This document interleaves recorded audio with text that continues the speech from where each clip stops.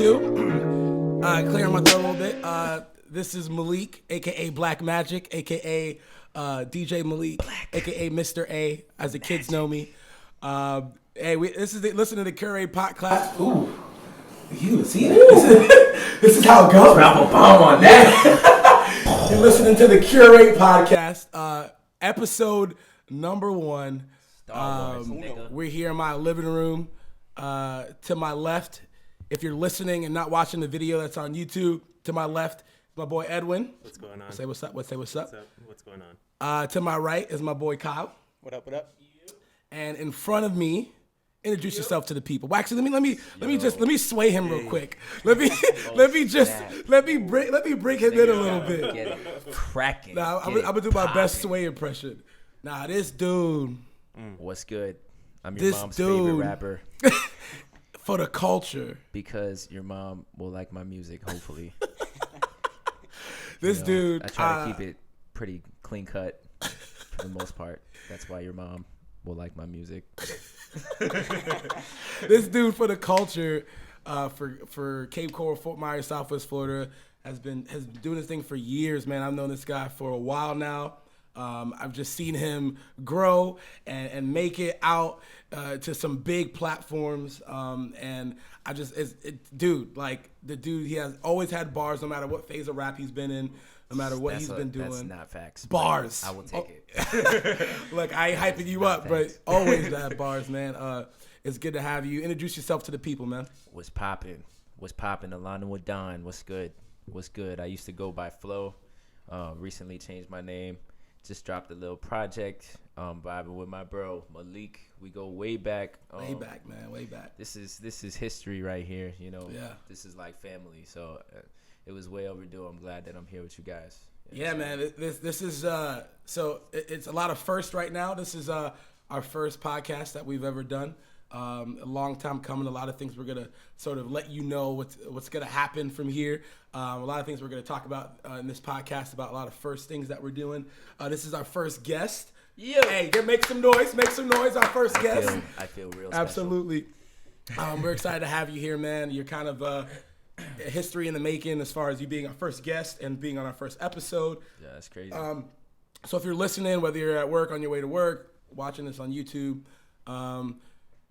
just want to welcome y'all to the first one. I hope y'all can grow with us. We're going to kind of hash out some of these things, errors. We're not going to edit anything. If we mess up, oh well, whatever. That's how we do it. We go with it. Raw. Off the top. We got our camera person, Mallory, killing shout it. Out Mallory in the building. Yeah, shout out Mallory.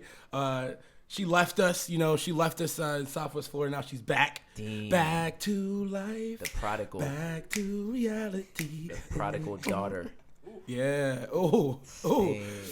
So, hey, a lot of things to talk about this episode, but overall, just want to say that I'm super excited to finally be doing this after probably a year and a half of talks about doing a podcast. And it's cool because the podcast is going to be a part of something huge and something bigger than we can ever imagine. And we're just excited for what this means for the city. So before we even talk about any of that stuff, man, I'm just going to go around real quick and we're just going to talk to our co-host, ask them where they're from, what they're about, and then just see who you are. So Edwin, man, tell us, man, who are you? Why are you doing this podcast, man? What's going on? What's your history? Right. My name's Edwin, Edwin Sakal. Yo. Yeah, you could just call me Ed. That's Ed, fine. That's what half the people in my life call me anyway. So. Yo. You know what I'm saying? Ed and Eddie, yo. Ed and Eddie. If there was Ed and Eddie, who would you be? Who best represents Edwin? I always liked Ed, the tall dumb one. The tall. Yeah. He's just so funny. He was just so funny. That's my nigga right Double there, D. man. Double D. He was just a nerd. Yo, who was the dude with the plank? Plank. His name was Plank? Plank's name was the only black kid in the show. It's funny that you Plank was the black kid? No. Oh. The kid that Damn. What? Oh, you mean he's wood, meaning that from a slave ship. Oh. Hell no. All lives matter. All lives matter. All lives. Yeah, you see That's that? a whole nother conversation. Have y'all seen the stand up with Michael Shea where he goes, "We're not even talking about matters. What about exist? Black lives exist. Black Lives Matter is a controversial statement. Oh God, why? Matters. Matters. Just matters. We always go for the lowest possible agreement. Just matters. It's like, what's lower than matters? Black lives exist. All right, so Edwin, man, come on, tell us who are you? Yeah, Edwin. Born and raised in South Florida. So Flo. So Flo. So Flo. That's a horrible. I've seen those stickers on the so cars. bad. What is it? So Salt Life. I did it. Salt. Now you're going. Dang, buddy. Oh. I've seen that bumper used to sticker. wear- and Hey, that fuck shirt. duck, fuck duck. Used to wear Guy Harvey all the time. Oh my God. Ed Hardy. Not Ed Hardy. Originally from South Florida, born in Miami. Hey. I was raised in Fort Lauderdale. 305 till I die. I love my home, but where I'm from, but this is my home now. I love Southwest Florida, and I've been living here for about 3 years, 2.5 years, 3 years. Just kind of want to invest somewhere in my community where I live. Yeah. And So you're that one dude that, everybody, especially people that live in Cape Coral, you always had that one friend that was like, yo, I got these new shoes. And he's like, hey, man, in Miami, we could have got that for $20, man. So you're that dude. Like, I always had that Miami friend who could have who could have got what I got for $20. I don't know. I could have brought you to the tienda, you know what I mean? The flea market. down there you can get Jordans at Ross. So it's like, it's like the So many Cubans. Ross So is many. like Shop for less. the Nike outlet factory of here. So it's just, I don't know. I've never been the sneaker guy, but yeah, there's always people down there. Are you Cuban? I'm not Cuban. You're not? I'm not Cuban. But I feel like every Cuban has like a really, really like abnormally low voice. Oye, papi. Hey, yo, Oye, Chico, papi. can y'all say it? Oye, we've always joked around that if you're born in Hialeah, like I was, you get like a dual citizenship, like American and Cuban, even if you're not There's Cuban. no such thing. Trump killed that. No more dual citizenship anywhere. No more wet foot driving. You are Wet foot. Gotta go. Get out of here. you're honorary Cuban. I'm an honor, yeah, pretty much. Well, cool, man. Edwin Hake, man, glad to have you here. Me and Edwin met each other a couple years ago. He's a great dude, loves music, loves culture. Hey. And just a dude that I wanted to just be a part of this because we have conversations. Pretty much what we're doing is just having conversations that we already have about what's going on in the world, nationally, and then locally, mostly like just who we like. He has a great perspective on things, and I just want him to be a part of this and be a part of the Curate conversation, because that's what we're going to be doing is curating culture, local culture to the people, to our friends, to the people that want it. So, yeah, man. Kyle, what's up, man? What up, man? This is the token white guy we got. The only white guy here. Gotta do it. You Gotta have one of make them. the fans happy. He's here because Officially Views sent on by YouTube. Trump. this is We need affirmative it. action, but white people. Officially sent. We have to have a white guy. We need Gotta have one on. views on YouTube. That's what we The need. quota. Kyle's the Tom Brady of this podcast. He's Essentially. the GOAT. He's the GOAT Somebody's forever. got to be here to watch over things. Dang. Make sure they run Yes, smoothly. yes, Massa. Nope, not too much culture. Asa interviews somebody's. Oh, hell no. This man is on one. All right, go. No, it's orange juice, man. No, that's some It's good orange juice. It's orange juice, bro. What's up? Tell the people who you are, man. Well, what's up, man? My name's Kyle. Grew up here in South Florida. Just love good art. That's why I'm really excited about everything that's going on here at Curate. Just all the people that we're going to get to come in contact with and stuff. Been married for 3 years. Still in school, Hey. finishing school. So, Married yeah. niggas, man. Yeah. Shout out to you, married Two niggas. married How old are guys. you? What's up with these young 24. married people, Alano? What's 24. 24? You babies. Married guys. First Hey, comes I don't see it love, happening, then bro. comes Then comes marriage. Nah, I would have got married if I could, but no girls like me. Wasn't you? Dark skinned niggas ain't cool. I don't know what can or can't be talked about, so I don't even want to like bring anything Bro, up. you can talk about whatever the hell you want. Wasn't you dating somebody? Yeah, I was. What happened, nigga? Hey, man. Yo, the IG was lit. Hey, oh, look, For a solid 2 weeks. My nigga, for a solid 2 oh, weeks. wow. damn. 2 weeks, Boo-boo 2 loving on months, IG. bro. 2 I was months. like, yo, Okay, hold on. Let me just clear the air. And those of y'all listening, I know a lot of my friends are listening, laughing right now, you assholes. Check it out. No matter what I do, I post like 80 things about it. So if I walk down the street, I'm going to tell you 80 times I walk down the street. Nah, but yeah. Ooh, this nigga just liking that to walk in. Cold. That's not what ice cold. It's that casual. I'm about to say, look, Ice, great relationship. baby. We'll talk about that later. Dum, dum, dum, Anyways, dum, Kyle, where you from? Are you from here? Local? Yeah. Well, Immokalee. Grew up in Immokalee. Immokalee. So small town. Kind You of going to them casinos? No, they didn't have that when I was younger. Dang, man. So I moved over here like middle school. Right. So been over here ever since. Dope, man. Yep. And very creative dude. Again, that's why I want to call him. Part of this is him and his wife. Very creative people. His wife is a dancer. She has some great videos online. I used to call her Black Swan. Dang. Because she was a ballerina person. Fire. But Kyle's a great dude, man. And Trump sent me an email telling me he had to be on the show, so that's why he's on the show. And now I'm here. He sent an email through Hillary's server. In a little bit, we'll get to Alano and more about you, but just to kind of intro the podcast in general, if you're wondering, like, what we're going to be talking about, why we're doing a podcast, like, why the hell are we even listening to this group of people talking? Man, we're here for two reasons. We're here because we want to, we see that there are people locally who want quality stuff, quality culture, Facts only. right? Quality music, quality food, quality everything, right? There's a young, old, whatever, whoever it is, a group of people who want quality things, and we feel like those things don't get put into the spotlight. Those things don't get shown or pushed to the people. So I feel like there's a disconnect. A disconnect between the people that want dope shit and the people that are creating dope shit. Like, I feel like there's a disconnect. And so what Curate's here for, and as the podcast goes on, you're going to see more and more what we're doing as a whole. But Curate is a brand, a collective of people who are saying, like, look, we're not moving. We're not moving right now. Like, maybe we'll move one day. But right now, we're here. We're here, and while we're here, not only are we going to create dope stuff, but we're going to find the people who are creating it and connect them to the people who want it.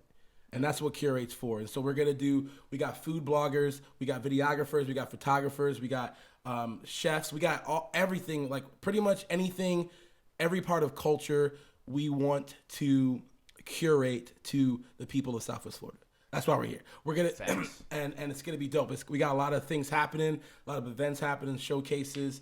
We got big ideas about a lot of things that I don't even want to tell you right now. So stop trying to guess. You don't know what we doing, bro. Ready. You don't know. But what you got to do know is just stick with us, follow us.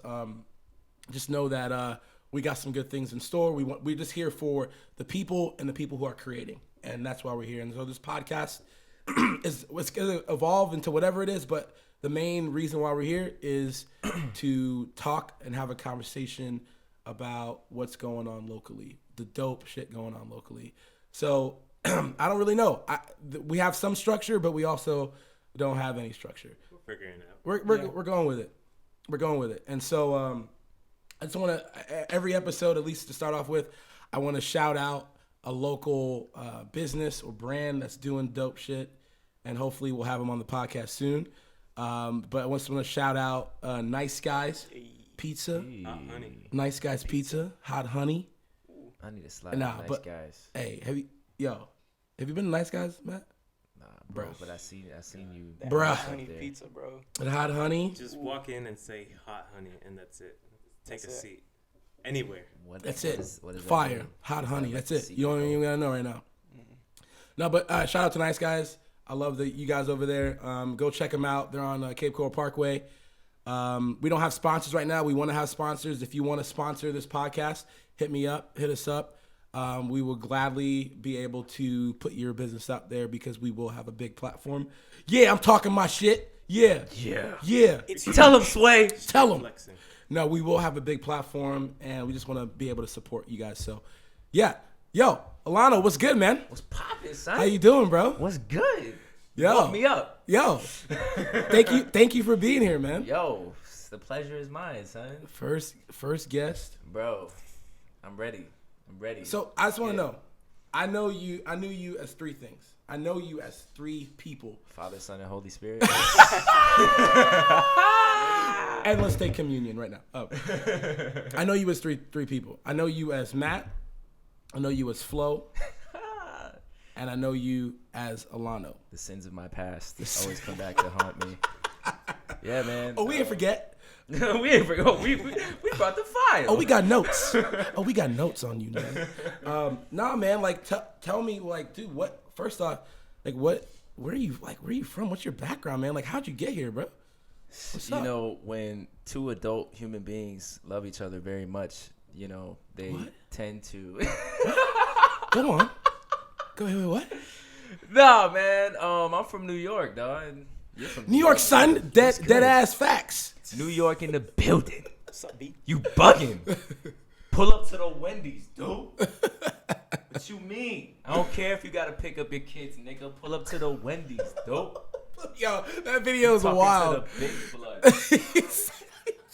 That video. Have my savages run up in this ride. Hey, if you haven't seen that video is crazy wild. Like, Yeah, when he pulls up to the Wendy's, dude.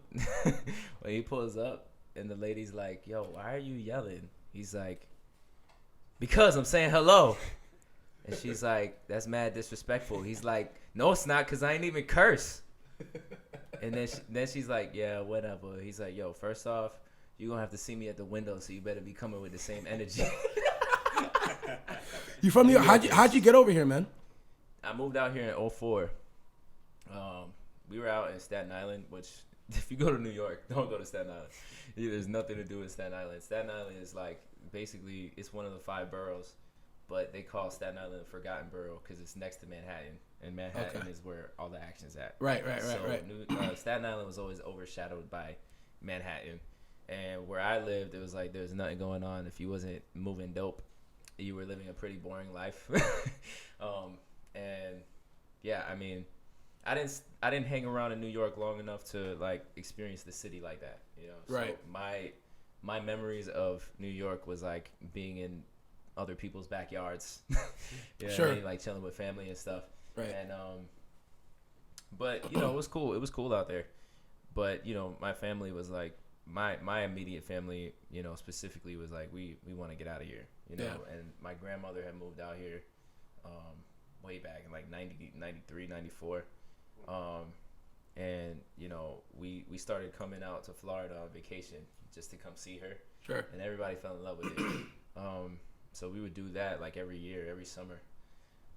And eventually my parents were like, we want to move out of here, you know, just New York, when you grow up in New York and you live in New York your whole life, it's kind of like New York is like a disease that you have to like overcome at some point. Sure. You know, like if you talk to niggas that live in New York, like currently, they don't actually like New York. No, they're miserable. They're miserable. Hey, yo, AD, my brother, Adeshola, you hate it there. Get out. Facts. Get like, out. Niggas in New York talk about everything in New York, like everything from New York is the best. But why is it that y'all niggas have everything except for happiness? Yeah, it's like pizza from New York is the best. You don't go. You know what I'm saying?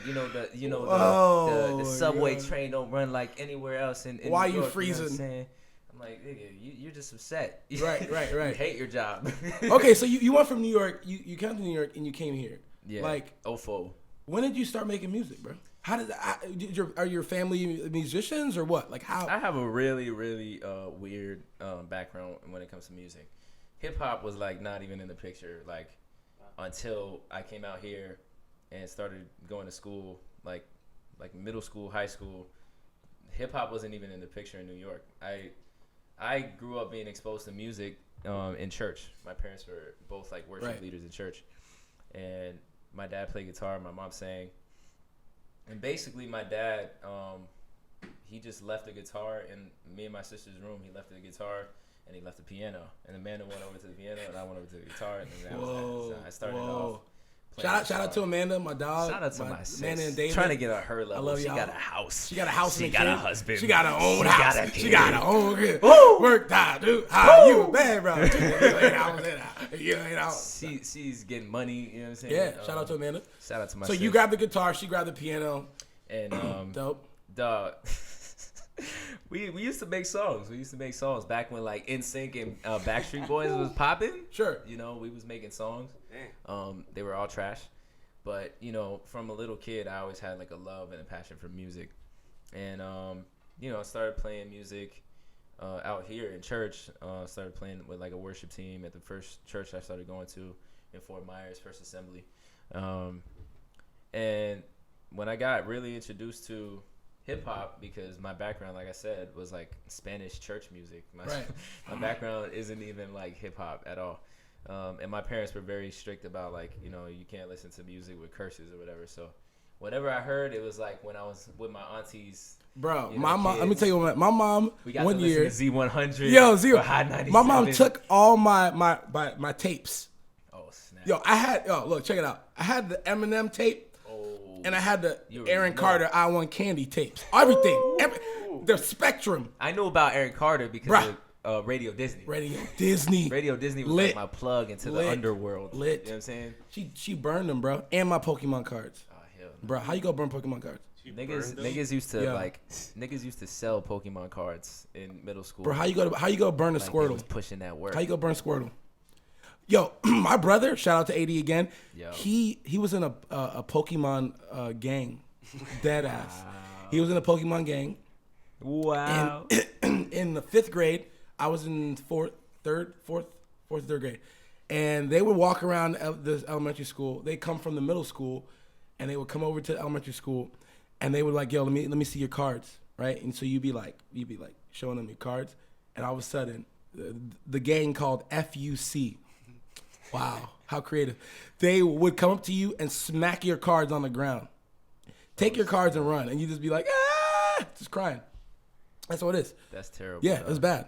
So, okay, so you listening to like Z100, all that, NSYNC, and then what happened? NSYNC was my joint, man. I don't care what nobody says. Boy bands, when that era, is nothing like it, nigga.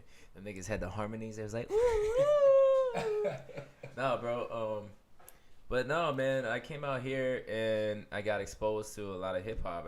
In New York. Who's the first rapper you could think of that you listened to? Jeez. It's probably like Jay-Z. Yeah. It's probably like Jay-Z. I remember Fat Joe and Ashanti on the radio. What's love? Yeah. And I was like, yo, something different. Got to You know what I'm do. saying? Got to do. Yeah. But I never really like dove into hip hop culture. Then I came out here and I got exposed to like, you know, Ludacris, and I got exposed to all the South. Yo, Ludacris rappers is back my in the day. first favorite rapper ever. Duh, yo, Wow. Ludacris, Yeah. Ludacris, I Chicken think and beer? can go down as like one of the best to do it. Like if we talking about like freestyles, like Right.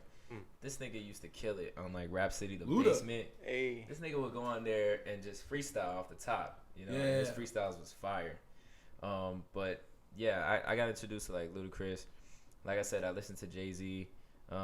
But when I came down to the South, it was like Lil Wayne was popping. Right. I remember Rich Boy, throw some D's on it. You know what I'm saying? That sample was crazy. That Flipped was crazy. That was crazy. And Andre 3000 killed that remix.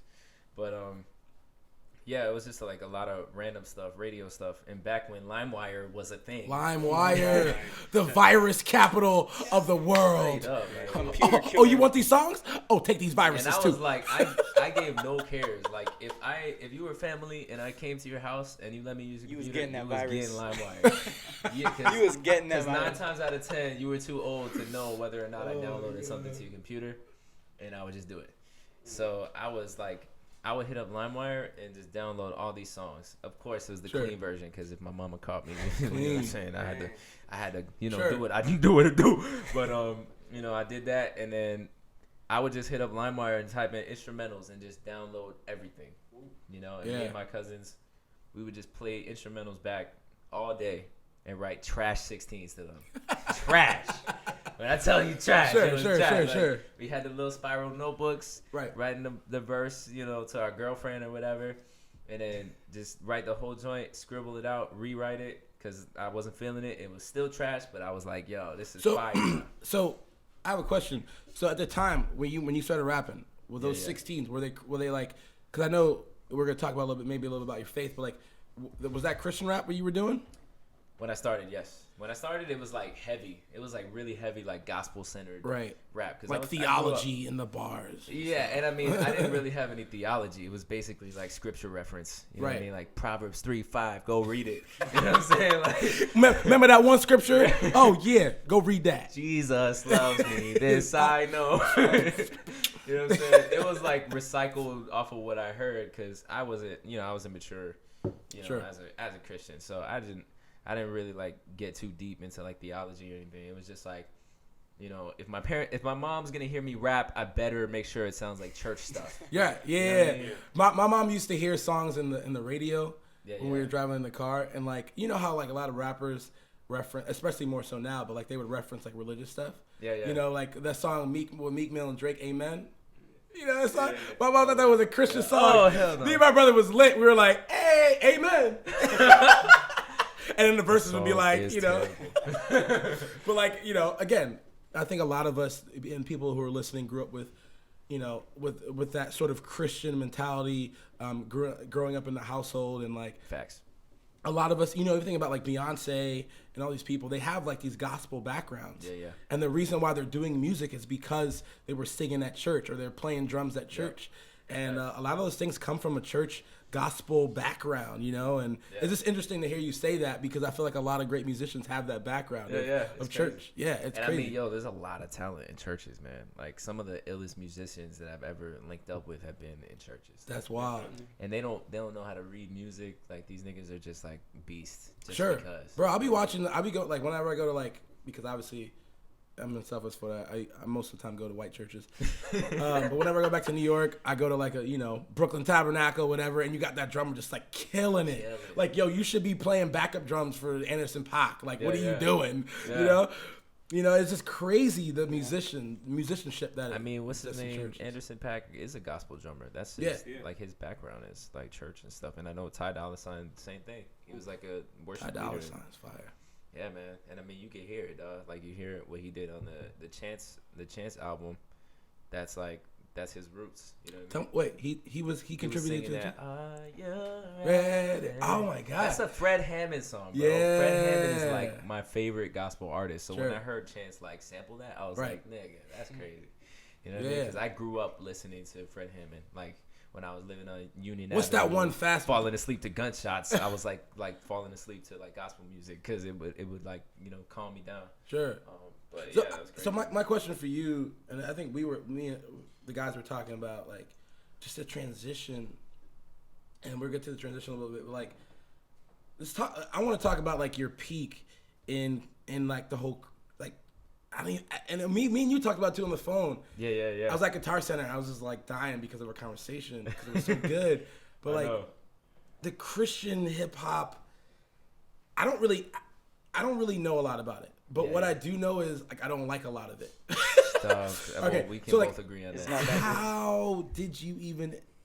Because all my friends that I know like think that's corny as hell, right? Like how in the world did you exist in that? Because you got kind of big. You got signed like a really big label. I didn't get signed, and I will tell you. Okay, tell me how did that happen?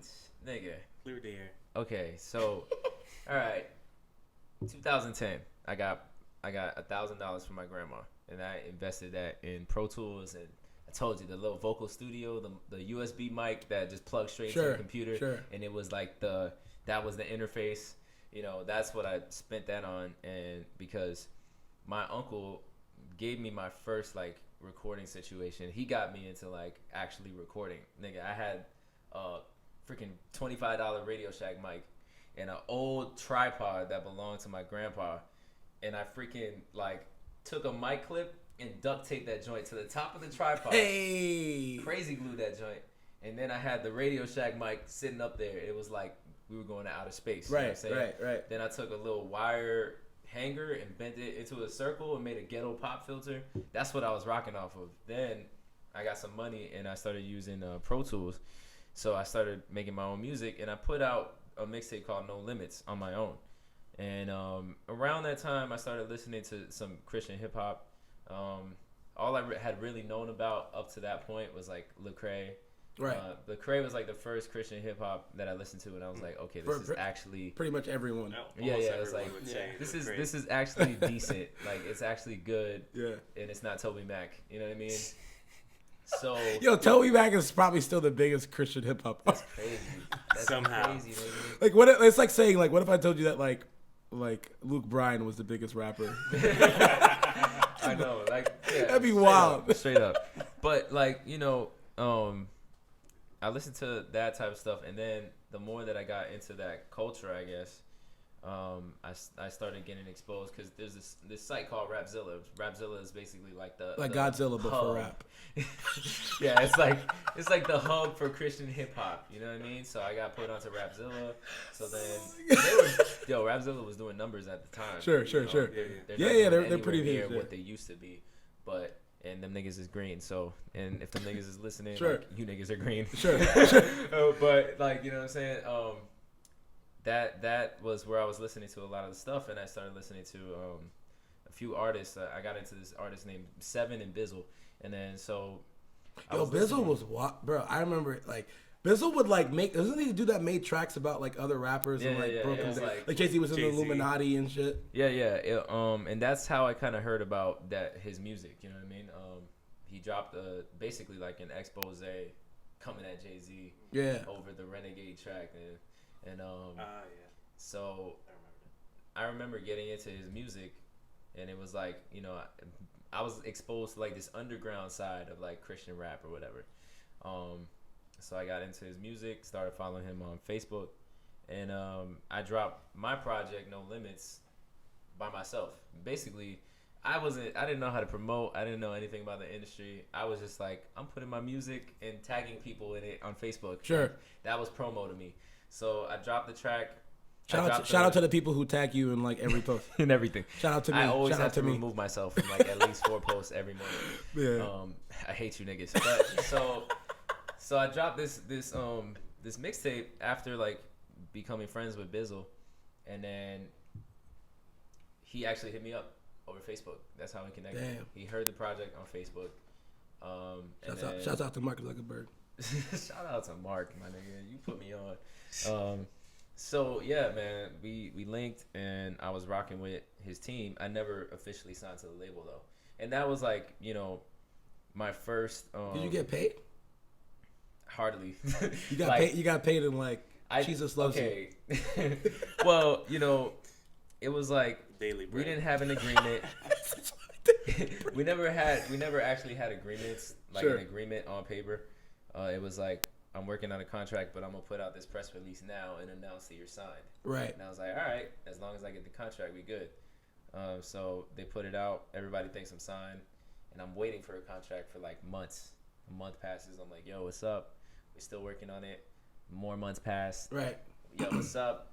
Still working on it. And then it was like, it got to the point where it's like, there's no terms. And then I would like collaborate with another artist. And then, they're telling me like, oh, you can't do that without telling us. And I'm like, where are our terms? Where are the terms to tell me? Yeah, where they at though? You know what I mean?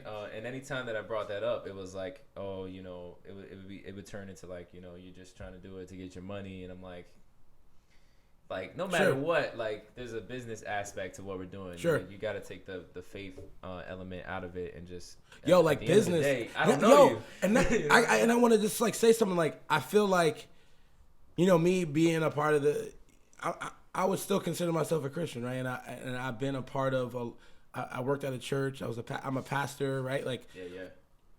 And I feel like there's something with that like Christian thing, like it's like I'm a Christian business. Like no, you're a business, bro. Yeah. Like if you're a plumber, like plumb my shit.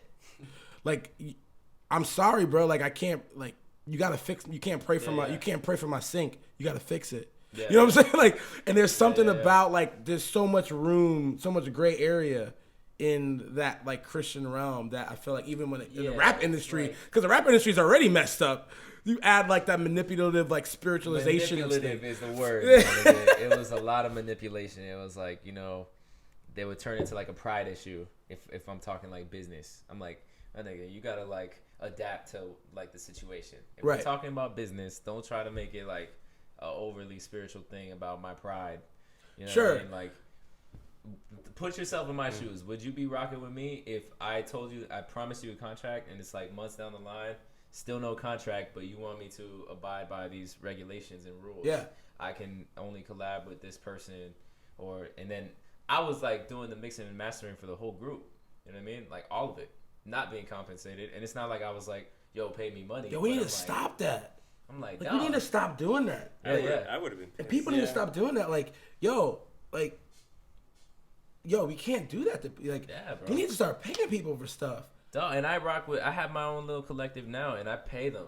You know what I mean? Like, I'm like, I can't pay them what I want to. You know what I mean? Like, I really, really. But you're gonna if you eat, they eating. Yeah.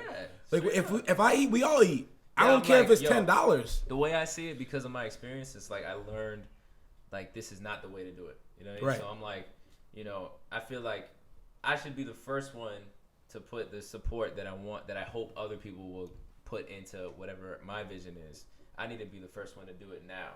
So I'm like, I'm gonna sow into my dudes that are with me from the beginning, starting now, at whatever rate that I can. And I told them, like, listen, everybody that rocks on my team, I'm like, yo, you guys, I support your individual hustle. Whatever you got to do to get your money, get it. You're not trying to exhibit control. Yeah, over and people. I'm not like binding anybody by contract. I'm like, everybody that rocks with me, first of all, I don't work with people based on like, I don't base my relationships on how much somebody can do for me. Sure. I'm like, if we vibe, then let's go. Like, yeah. That's what I feel like me and you like just been like. Exactly. I'm not like, yo, I'm your manager. Sign this shit. I'm like, yo, you want this show? Yeah. Like, let's go. Like, you want to do this podcast? Let's go. Let's go. I don't need to have a stake in you. My stake is literally my actual enjoyment of your music. Yeah. And my belief in like, yo, I listened to this dude's mixtape or album or whatever what do you call it? Is it it's a mixtape. Whatever. It's I believe you and I like it, and so I'm like, yo, let me support it. Yeah, Why? yeah. And like, yo, if we do a show, I'm gonna make 300. Let's break us off. Let's go. Like, it's not like I'm not trying to exhibit control over you. I'm trying to support you, and also it's a win-win. Yeah, yeah. I feel like a lot of people just want to do like a win-lose, where they win, they lose. Yeah, yeah. It's fickle, why man. can't we both win? Yeah, it's like superficial relationships. Yeah. I'm about like real friends. You know what I mean? How many of them? Yeah, and I'm mix up the numbers. I'm just like, yo, Trust I'd issues. rather work with people that I at least have some type of history with than to like link up with somebody, even if they might have a little name to them. Like the whole name thing, I'm already past like the whole hype about like people with a following and stuff like that. Okay, but I want to like stop you there. Like, there's a couple people, right? I think the biggest one from Southwest Florida is like Plies. Shout out to Plies' Instagram. Wild. Niggas wild. Yeah. Niggas is wild. Okay, but like there's different people, and I want to have some of these people on here. Like, you know, even like Busy. Shout out to Busy, man. He's doing his thing. Love you, bro. Keep doing your thing. I know this is high school. Keep rocking. But you're one of those people. I got on my hand that I can go. The dude you have a national following. Like, actually more, and you're gonna be humble brag, nigga. Like, you're like, I know what. Like, no, you show up on shit. Like, you used to show up on shit. So like, how did you had a large amount of fame at least in a certain industry. I mean, you know, when, like I said, that whole time that I was rocking with GOM, that was really what catapulted my social medias into like what they are now. Yeah. You know what I mean?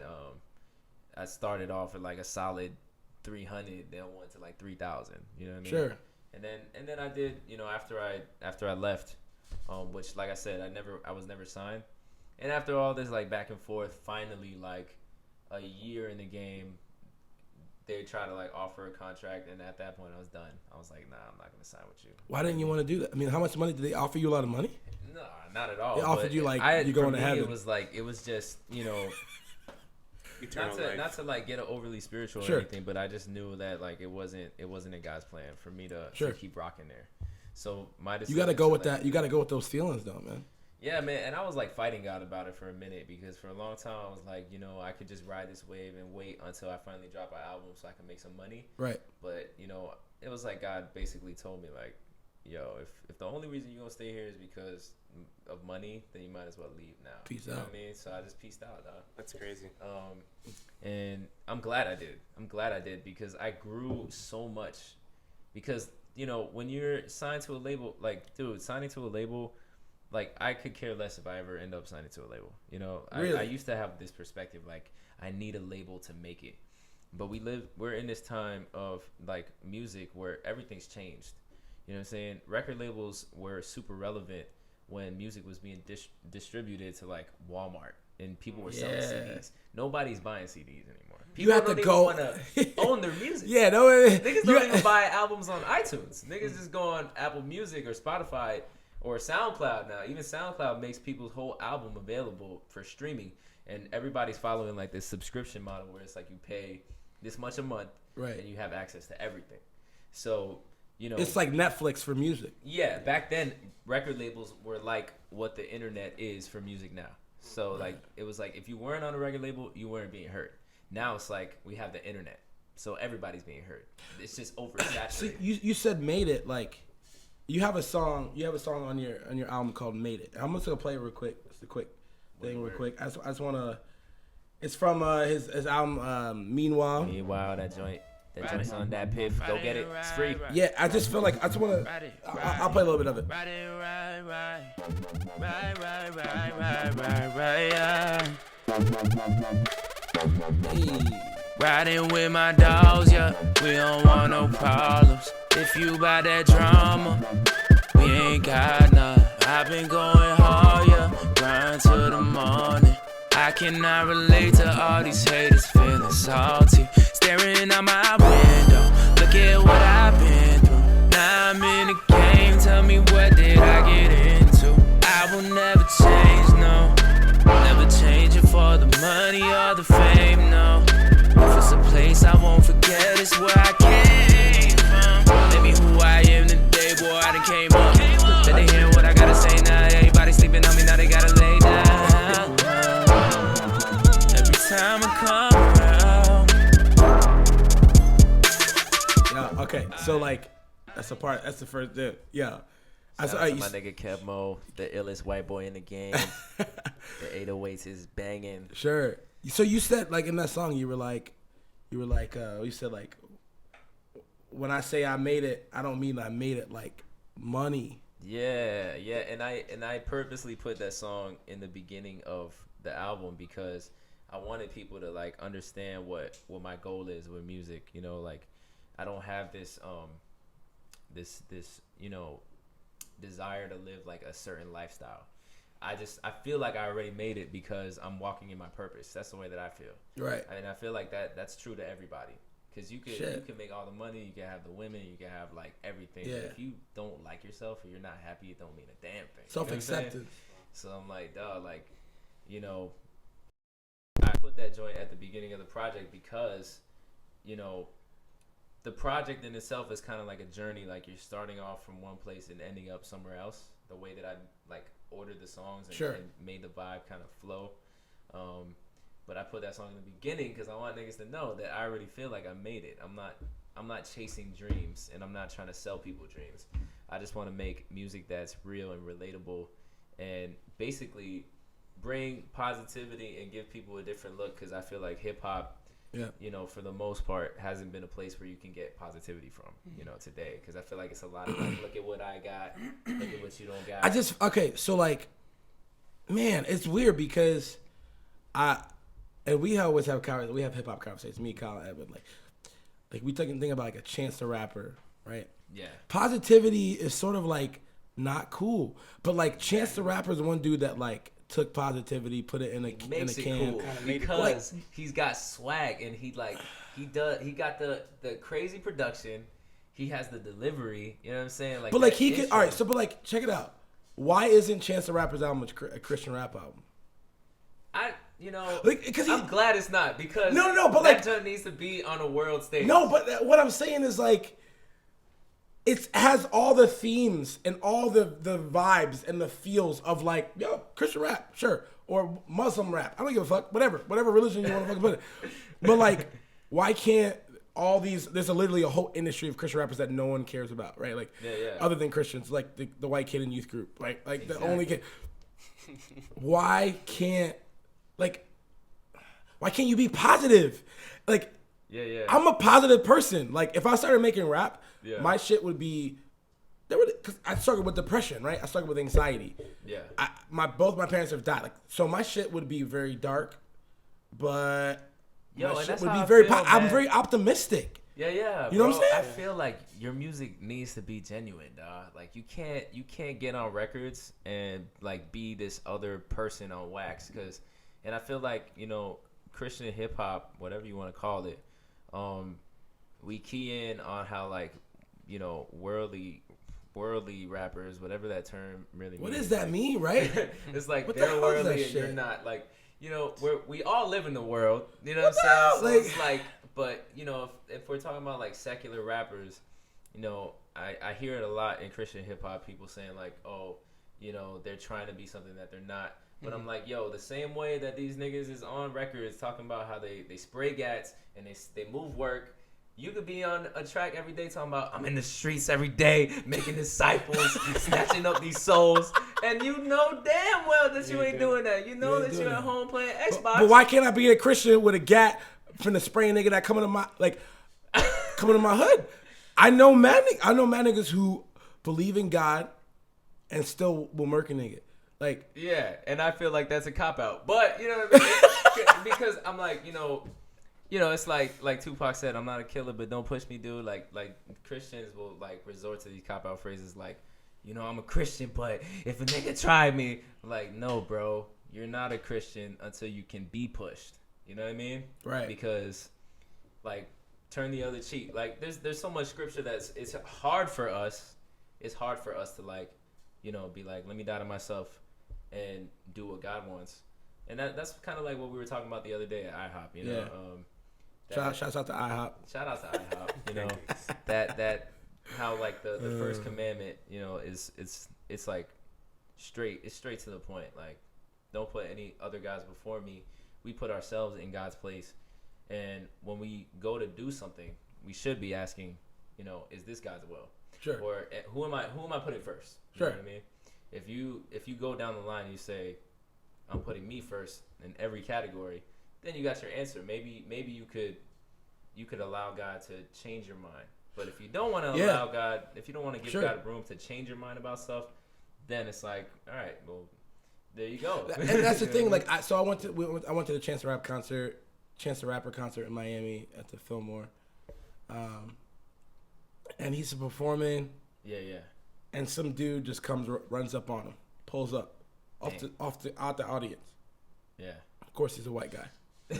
God damn it, Kyle. White people. God damn. Y'all just think y'all own shit. Was that the video that ended up on Complex? Yeah. Like the little. He pulled up on Chance. He wanted to hug him, but like, if you're a performer, you don't give it, like, back up. Yeah. Dude tackles. Or Chance tackle. No, dude tackles Chance. Security. Yokes him. Yaga. Got him out that bitch. Right? And after Chance was just like, you know, y'all just saw what just happened. You know, and just want to let y'all know, you know, when I say like, he pretty much started preaching. And I'm sitting there as a Christian, right? Even though, like, getting stirred up. even though I'm a Christian that's like, I got mad doubts. Sometimes I don't even know if a God exists. I'm like, yo, nigga, I'm like, shit. But you're not human, like, if you don't have doubts. Right? You know, exactly. Like, so I'm like, yo, this dude's like preaching, nigga. Like, and everyone's like, yeah, Chance. When damn right, I know most of the niggas don't really fuck with faith like that. Yeah. So it's just like, how can Chance get away with this, but Lecrae can't? Even though Lecrae, I think, is breaking through. I think it's what is that shit? You know, the way that they come into the game, dog. You know, he didn't come into the game with this Christian umbrella hanging over his head. You know what I'm saying? So he's not going to be held to that same standard. Lecrae started in the church. And I give props to Lecrae and all the pioneers of Christian rap, because they had to deal with, you know, fighting an uphill battle, because like the church was not accepting a Christian. Like they weren't accepting the rap at all. You know what I mean? Which is wild. Like, why? That's the devil. Look at that 808. Oh, that's the devil in that 808. You know what I mean? Like, The devil was born in the 808. No, but you know, I think it's just that like, basically like that you don't get out too much complex. When you spend your whole life in the house, you don't know how to react when the sun hits you when you step out the front door. And you don't realize that there's a whole world existing outside of the crib. And that's kind of like what I went through as a Christian, because I was raised in the church, and that was really like my environment. I was around church people all the time, you know, and what people need to understand is that, like, when you're being taught critical thinking, you're being taught Bible, there's a lot of like wisdom and truth in the Bible, but when it's given to people like us that are imperfect, we're gonna make mistakes. You know what I'm saying? We're gonna take it to the head. Yo. You know what I'm saying? Yeah. And that's exactly what happened to me. I would walk around, I would judge people, you know, because I was like, I grew up thinking sex was bad.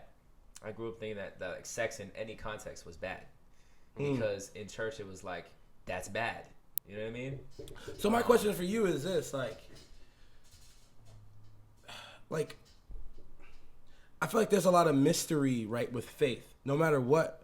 Yeah. If you're a Muslim, if you're a Buddhist, Yeah. Mormon, there's a lot of mystery with Mormons, right?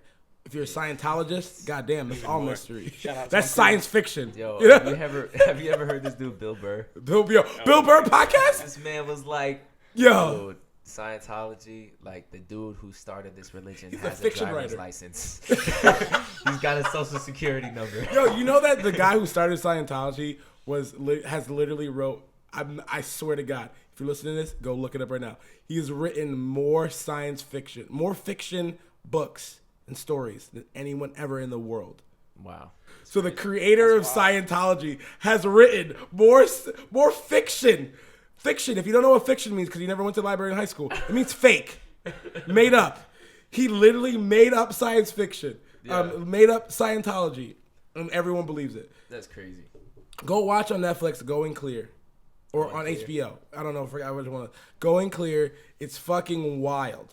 It literally, a guy who wrote fiction made up a religion and it's like, this one is right though. Yeah. He's like, it's wild. But like, where's the mystery in faith? Like, what the fuck? Like, Yeah. I wake up sometimes and I go, yo, I'm just believing in God because I'm scared of the truth. Right? Like, I'm scared. And what is faith, bro? What is faith? And And the assurance of things that we've hoped for. Mystery. You know? Like Mystery. things that we haven't seen.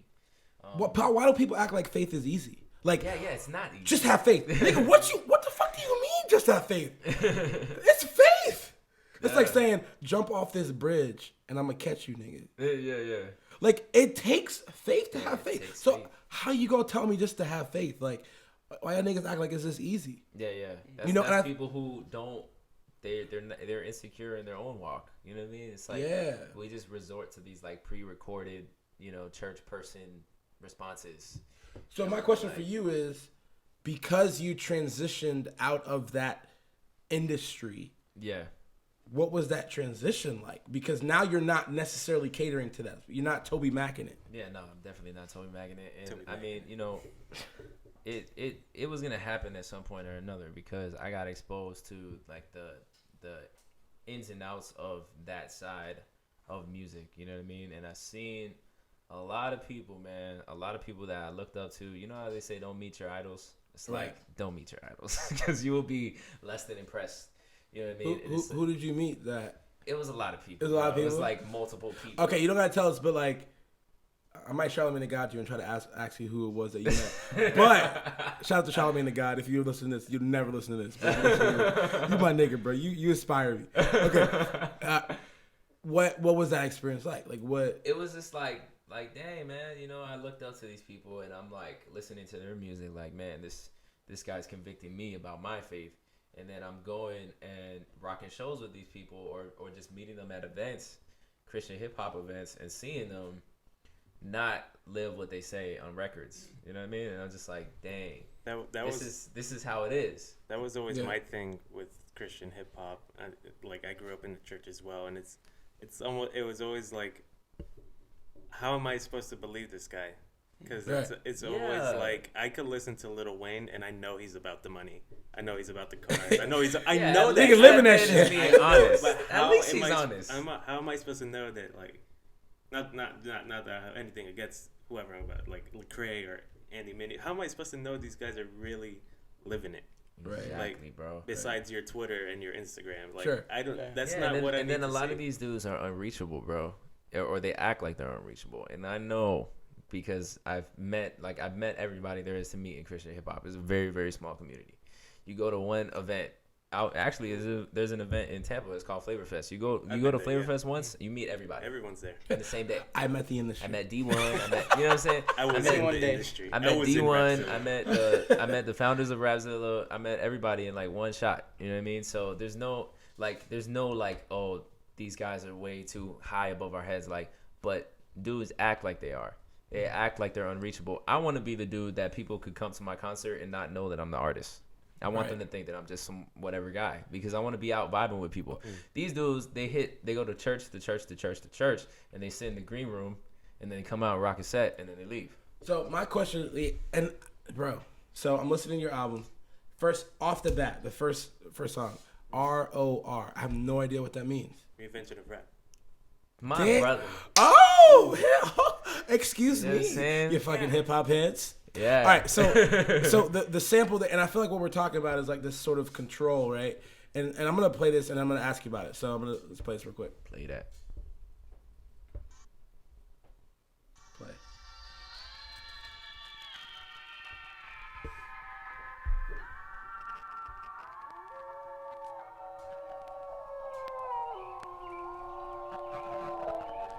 Hi, Mom.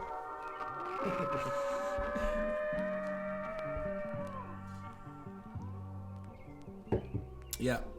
Soldiers, don't give yourselves to brutes. Men who despise you, enslave you, who regiment your lives, tell you what to do, what to think, and what to feel, who drill you, diet you, treat you like cattle, use you as cannon fodder. Don't give yourselves to these unnatural men.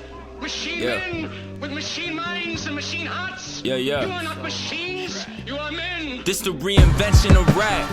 I'm the professor, they need a lesson in rap. Give me the floor and I'll be addressing the class. Nigga, I don't know that shit. I should have said what I meant was no, but don't what he was saying, that sample. Why'd you put that there? Like, is that what you? That's how I interpret it, was you're trying to break away from people trying to control you. Is that what it is, or is it what? I like I said, man, I want to inspire people with music, and like I said, I feel like hip hop is not a place where people can go to for inspiration, and I feel like everything that's on the radio, nine times out of 10 is brainwashed, man. You listen to the radio, it's straight brainwash. It's like every song, you know, like for example, Nicki Minaj, she'll drop a track, and like every song that she drops, she'll make a reference to her man being a drug dealer and how she's attracted to him because of it. And I'm like, why is she always say, like, she's like, Shouts out to Meek "Hey, Mill man, going you through know, a hard he time." might sell coke, and then you got another one that's like, oh, I let him hit it because he's slaying cocaine. Like, dang, you know what I mean? Like, it's like a Shouts drug out to Meek dealer. Mill. That nigga is sad. Nicki broke up with him. Shouts out to Drake for calling that shit. And Dang. back to back. Anyways, I go didn't on. even know they broke up. Oh, But they I'm done. just saying, like, there's a lot of brainwash going on, and that's basically what I was referencing with that clip, is that music is brainwash. Where's And that? I'm not trying to Wow. brainwash you guys, because he's saying, like, Okay. you are not machines. How do you? You are men. You know what I mean? You are not machines. You are men. Where's that sample from? That's Charlie Chaplin. That's from a What? Wow. Yeah, the Great Dictator. Fire. Yeah. I- Dude, listen to that whole speech. I listened to it, and the hairs on the back of my neck stood up, because this man literally preaches, and he like cites his scripture But in, all right, in the what he says. go ahead. No, Do you feel like What's up, Dad? all?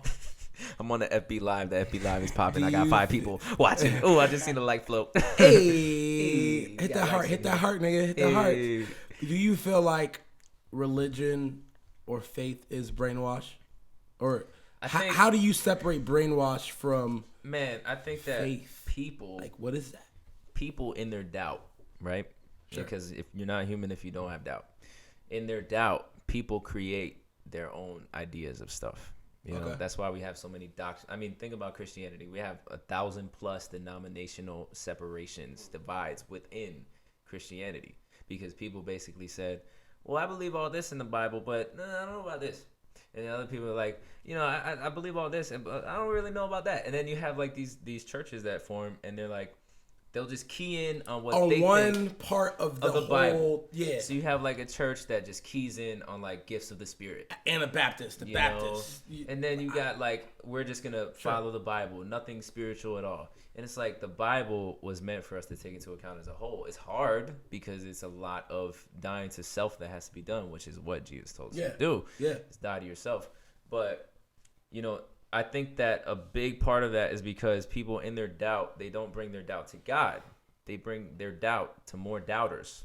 And they get their information from other doubters, thus breeding more doubt within themselves. Sure. You know what I mean? When God could definitely help you through your doubt. Like the verse that talks about help my unbelief and all that stuff. It's just hard for us to go to what we know we should in the moment. Because in the moment, you want to go to like what's going to console you or make you feel better. Because the guy in that scripture, if I can remember, was like, I believe, but help my unbelief. Yeah. It's the both. Like, nigga, as a 25-year-old dude who used to be a pastor, who's now a DJ, doing, facts. Fire DJ hey, like that. Hey, let's go. Fire DJ. Anytime, DJMalik.com, hit me up. Yo, Black Magic on the mic. Anything. In the mix. Go check out his new video. It's legit. Yo, this man mixed. This man mixed Watch the Throne with like salsa and merengue, bro. Bro, right? Hey, that fire. shit's fire though. That was super fire. All right, but like, there is a confidence and a complete mystery and doubt to this whole thing that I feel like, me coming on, I go to on Sunday night, I go to like a group of friends. Like we just hang out, we drink wine, we read the Bible. Most of the time I'm not paying attention because I'm like, I'm sort of over it, right? Yeah. And I'm always telling my friends that go like, hey man, I don't really know if I fuck with the Bible right now, like, or like faith. I'm kind of like lost. And they're like, yo, that's cool. That's cool. Yeah, you're good. Like keep chilling with us. And like, I know mad people. I know mad people that would wish they could have a place where you could just be like, yo, God's not real, but I like this community, and I think He is. I don't know. We'll see. I don't know. But have a place to have that mystery, and I feel like there's no room for that shit. There's no room for like, bro. And like I said, man, going back to like growing up in church and being taught like this way of thinking, you kind of expect people to just like latch on and just jump in the boat with you, and it's not gonna happen because everybody's in their own place with God, and I had to learn that. I didn't know how to talk to people. I didn't know how to talk to anybody outside of church people. Sure. And then especially like America today is like a place for Christians to hide.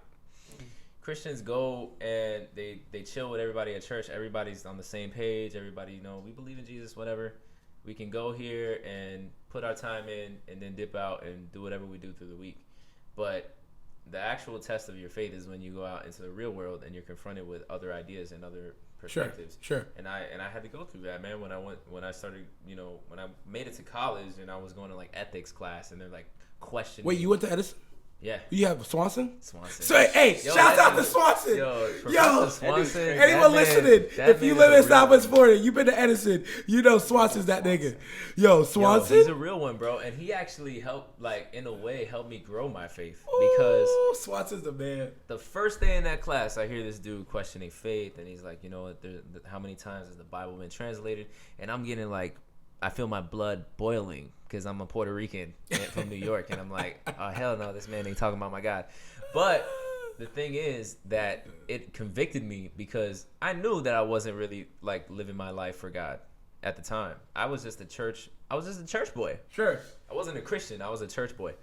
And it made me upset at first, and then it convicted me, and then it made me go and like really give my life to God, and I had to like stop focusing on stuff that I was focusing on and just like pray, man, and just like read my word because I didn't know the word like that. So it's like, how can you talk about a God and try to get other people to believe in a God that you don't even know? Sure. You know what I mean? The Bible is like, there's a lot in there that we haven't even seen yet. You know what I'm saying? And anyone that acts like anyone that acts like ancient scripture is like easy to like apply 2,000 years later is wild. Yeah. So like, I was just switching it up a little bit. Like, it's because we're on time here. Your grandma spit some bars on this album, My nigga. grandma got bars. I'm gonna play this shit real quick. Your grandma spit some bars on Bars, this shit. bro, and I wanted the world to hear it. Check it out. Check it out. Check it out. Grandma, I love you. Well, I can tell you one thing. Don't do like that. They start living with the girl and then they never marry them. Yeah. You know, because that's not good for you or good for her. You get too familiar, and you lose respect for each other, and then it's like, you know. When you have that open door that you can just walk out whenever. Exactly. Yeah, that's not serious. You can. Okay, so we have an argument. Fight. We're not married. I don't have to hang around. It's worse for the girl. But girls nowadays, they're like stupid. I don't Facts. Facts. There was a thing they used to All say, three of why y'all. buy the cow when you can get the milk for free? And it still goes. Why get the cow? You can get the milk. Dude, Yo, that this was is a my real favorite one. song on the Yeah, album. same man. here. Just wanna let you Really? know. This song. I'll let it play a little bit, bro. The production. That's right. Took a lot of time. Bro, this song, man. I chopped that sample. What sample is this? John B. John B. This is John B. That's not even like the song. That's like. I had so much on my mind. My adolescence was awkward. That was back when we was in high school. I liked you and you offered me your hand. I held that. Love said, trust me, I fell back. Not knowing that suddenly you will pull your heart away. I felt that. So many words I held back. When I tried hitting your phone, in my head it sounded perfect. But in real life, everything went wrong. We was so foolish and young. I was insecure on my own. You wanna be with me so bad, then you want me to leave you alone. I swear I don't get it. I don't get it. I'm so lost. Communication sucked. Look how we breaking up. Told you everything and now we don't talk. And even though I act like that's your fault, I had my share of mistakes. Both had lines that we both crossed. If it's revenge, then we sharing the plate. Playing pretend, getting carried away. We're the children getting married today. Waiting on a dream when we barely awake. You stare into space with your hair in your face. Kinda like a problem is staring away. We ignored and it just got bigger. And you never was a fan of the pickup line. Cause when I hit your line, you don't pick up. Damn. Oh my, oh my. Did it hurt when you fell from the sky? Oh my, did it hurt when you fell from the sky? You were my angel. You were my angel. This song, bro. Yo, tell me. Alright, so like I'm gonna say this. I know you dated some girl from California or something. Is this song about her? This one was my first girlfriend. This is your first girlfriend. Yo, Yeah. what? I mean, you have a couple songs where you're just like, I don't know if it's fiction, I don't know if it's real, but like, you seem like you've been through a lot with girls. like you Yeah, just, you man. seem like you just like, and you seem very actualized on the other end of it too. So like, Yeah. how, like what happened, man? Nigga, you know, it was my first love, man, my first heartbreak. So I wanted to kind of like put that, you know, out and express my feelings at the time. And I took like a very simple, very corny punchline, like a pickup line that we use. Like, I mean, nobody uses it, but like, oh, did it hurt when you fell from the sky? Like, I flipped that and basically said like, you were my angel and you fell from the sky, like were. Lucifer, nigga. Like, You know what I mean? yo, because I swear So the it's first kinda 5 deep. times I heard that song, I was like, oh my, and I was like, wait a minute, this nigga is going in.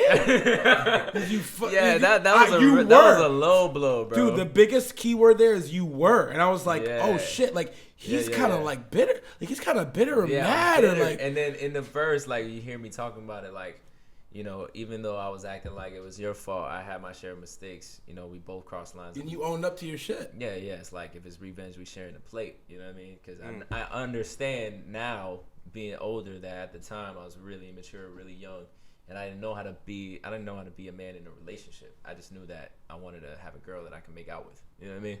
Bad. So Shouts yeah, out to bro. that. Shouts out to those girls. Shout out to Puppy Yeah. Love. Shouts out to Puppy Love. That track is probably my favorite Yo, from the record. hands down. I mean, as far as like meaningful production, like definitely. I mean, I think I like Made It. I like Made It's my fucking jam, bro. OT is my jam too when The I'm dope working. thing is that everybody, like, there's something for everybody. 'Cause, Yeah. like a lot of people are like, this one's my favorite. That one's my favorite. Some people are like the whole project, you know. Yeah. So like, and that's what I want to, you know, do. I want to put music out that people can consistently say like, this man is, you know, putting out quality and not skimping on. Why content does or anything Christian like rap that. have to be less quality? not even this Christian rap, but like, why does having to be positive or like having a well-rounded view of the world have to be less better than Migos saying, you know, cooking? Like, why can't it be like? And I think it can be. I think that it's just a matter of people doing like what you're doing with Curate, like stepping out and not being afraid of going against the current. It's the gotta fear. Be enough people, bro. Fear to be like, yo, we can make hip hop a positive thing. We can stop just folding, and it's a lot of dudes just like, you know, folding to the love of money, dog. Dudes just want to make their money and get out. But I think if there's more people who have a passion for the culture and that they really want to like lead this generation, young people, be role models, because whether you sign up for it or not, you're a role model when you become an artist. You know what I mean? If there's enough people that want to take that role and take that responsibility on and do it with the passion, that it could happen. Yeah. You know? I have a question. Two questions about the project. Well, like three. What's poppin', Edwin? Kill it. One is like at the beginning of the mixtape album, whatever. Yeah. I feel like the songs are very. I don't want to say like fast songs, just like hard hitting hits. When you get to Angel, or even the song before Angel, the story. I feel like there's like a shift. Yeah, it's like more emotional. Was that intentional? It was intentional. I wanted to start the project off like it's kind of like a roller coaster of emotion, you know. Like the first song is really like in your face, like with my faith and stuff. And I wasn't even planning to do that. Like I didn't want to go into my opening track like being like all up in your face with the faith, but it just happened. And I was like, you know what? I gotta address some stuff. This is who I am. I'm not like, I may have like strayed away from the Christian label, but I'm a Christian man, so I don't care. Like if people want to liken me to that, like that's what it's gonna be. That's your authenticity though, right? Like people think that faith, positivity, whatever it is, anything that sort of builds you up is like inauthentic. Yeah. But like that's your truth. Yeah. Right? Like Kanye West, remember when Kanye West came out, he was like the pink polo backpack rapper. Yeah. That was his truth. Yeah. Like Kanye has always been a person that speaks his truth. And so like when it was like, remember the 50 Cent Massacre versus Kanye West's Graduation. Yeah. And Kanye's like, yo, I wear skinny jeans. And like I got a heart on my like gray blazer. Like, so the fuck what? And everybody was like, yo, we dig Kanye. Like, fuck you, 50. Like, because there's a lot of us who resonate with his truth. Yeah. So, like, truth, man, you can't go into making a track like you're at a panel, like, debating stuff, and you don't want to, like, step on any toes. Like, this is your world. You know what I mean? Like, you just got to... Speak your truth. Speak your truth, If your truth is you believe in God... Like, I posted a while ago, I said, if you are a Christian and you believe in God... But if you know a Christian, and they believe in God and they're hardcore, that's their truth. As much as you hate it, that's their truth. If someone's an atheist, why don't you appreciate their bravery to say? And you know what's crazy, dog? Yeah. Like in this transition phase where I've like stepped away from the whole label of being a Christian rapper, I've gotten more support from people who may not necessarily like align with the ideas of faith or God or Jesus. I've gotten more support from those people than I have from the church. And I'm like, you know, the people that I've been rocking with from the beginning that should, you know, at least be like praying for me. Sure. At least be supportive and know like, you know, that I'm going to stand my ground and not compromise. They'll just immediately be like, oh, you switched up.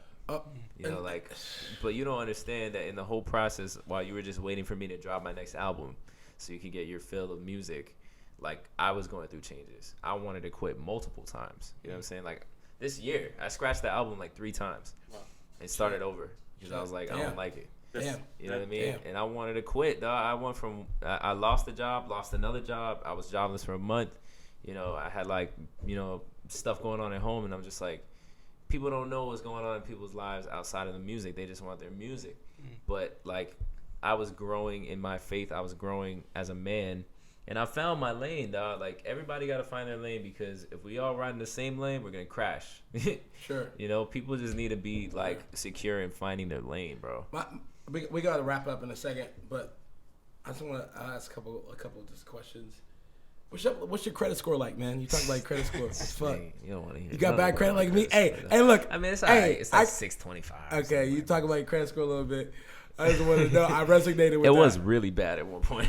Hey, my shit's low, bro. I'm trying to get that shit up, bro. Oh, I got mad money, but I ain't got no credit to show. Hit up credit repair.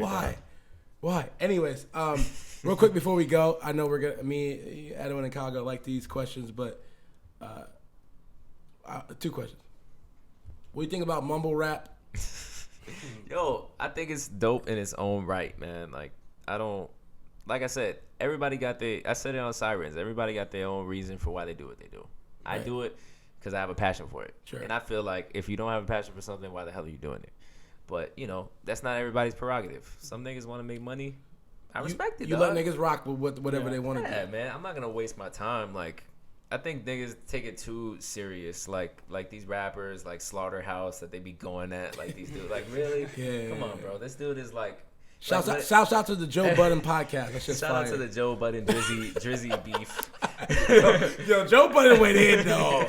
Went in. Hip hop head section right now. Yeah. Hip hop head section. Yo, Joe Budden went in. Joe Budden did go in. Hey, Joe Budden's fire. All right, top 5 dead. Just a terrible person. That's why nobody cares. Top 5 dead or alive. Damn. No, how about this? Top five dead. No. You guys are gonna hate me because Biggie and Pac are not in my top 5. Thank God, bro. We're actually happy about that. I swear to God, Biggie and Pac. Listen, niggas. I know, Andre. I know you're listening. I'm sorry. Not on my top. All right, top 5 dead or alive. Go.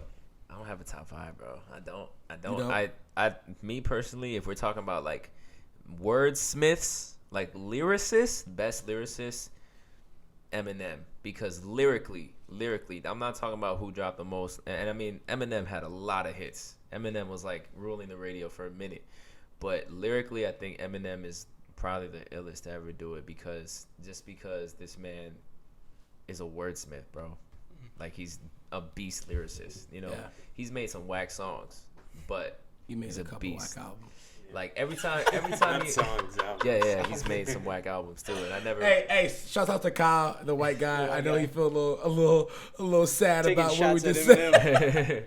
Eminem. Eminem's the greatest man ever, man. I personally Gnarly. think that Eminem is like rap god. Like that's crazy, Bro, what he that did. new Big Sean that track, he killed it. Yeah, that was crazy too. It's like, why do we get surprised when that shit happens? Every time he comes out of like hiding and he like the Shady 2.0 cipher Yo. He kills it. that he did, like, you know what I'm saying? Like you just can't mess with him. You can't mess with him. Hey man, I just want to say before we head out, we about to head out of this bitch.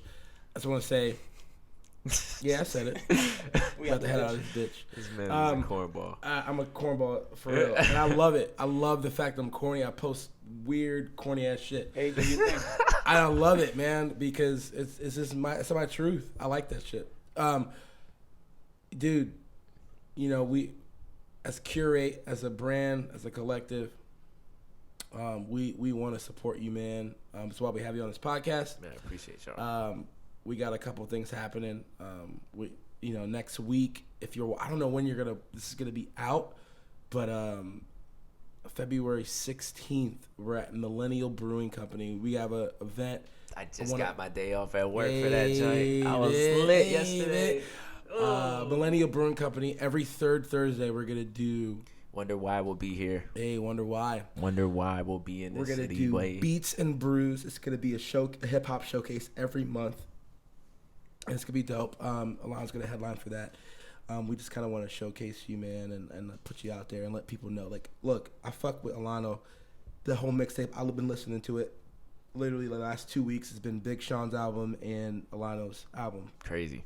On repeat because I like it, not because you have those friends that are rappers and you're like oh yeah, check my SoundCloud later. yeah. No, like I fuck with the album, like legitimately. Yeah. As a artistic piece, and I love it, man. It's great.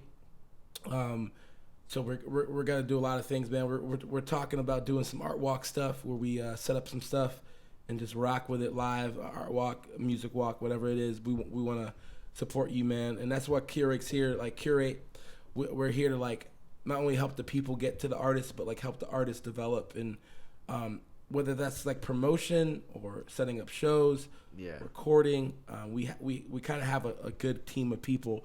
So if you're listening to this and you're an artist or you know artists, we're kind of here for that. And Alano, man, like I just want to let you know, bro, like you're killing it, man. Like I think you should be bigger than you are. I think you're being slept on. My dude, I think likewise, you're the Pusha T of Southwest Florida. Take the ride with me, son. Take the ride with me. Yeah, no, like be my DJ when I go on tour, son. I'm rocking with you. Anytime you go on tour, show, I got your back, man. Edwin, Kyle, anything last things to say to the homie? White boy. Keep making music for the white people. Yeah. Keep making that Toby Mac. Keep the real. Play it out. Keep Toby Mac in No, shout Eminem at the top. Shout out to Toby Mac. I don't fuck with you, but you're human. Hey, Toby Mac, if you live in your truth, and that's your truth, fuck with it. I keep trying to find the light. Do your thing, Toby. A DC Talk. Yo, Talk. real talk though. DC Talk. DC Talk was on David Letterman in like the 90s, bro. Talking about Jesus, like hard body. Fire. That's crazy. Dude, that was crazy. they were on Apollo. Like that's crazy. Shit, I don't know what the fuck you're talking about. and they were Apollo, sure. in Arsenio Hall. They were on Arsenio Oh. Hall's show. Oh, Night at the Apollo. That and Arsenio Hall's. Well, that nigga The would Dog come out Pound. and be like, gotta go. Hey. Gotta go. Yeah, they were His killing second it. time around, he wasn't so successful. Hey, man, Alano, tell the people where to find you, what your project. Tell them what you got going on, man. You know what I'm saying? Hit me up on MySpace. Top 8. Get on this top 8. Nah, man. Yeah, Instagram. This is Alano, Alano. You can check out SoundCloud. I got the project on there. Meanwhile is the name of the project. It's a free album. It's free. It's 14 songs. Runtime is 55 minutes, but I gave it to you free because I love you. So check out that joint on SoundCloud. Alano Adan. Search me out. YouTube.com/Dreamer Squad. That's the collective. Dreamer is my collective. That's me, Wonder Why, and the whole team of producers. So check us out, man. And yeah, bro, a lot of content on the way. Try to change the world. Try to change the world. One song at a Let's time. go. Feel me? That's the goal. Hey, man, Curate Podcast. Thank y'all for tuning in. First episode. Man, we got a long way to go. This is just the beginning. Legitimately just the beginning. Literally. We're so excited you listening. I have no idea how long this shit went. 2 hours. Probably gonna play some outro music like right now. So thank y'all. Take care. Peace out. Curate Podcast. Peace.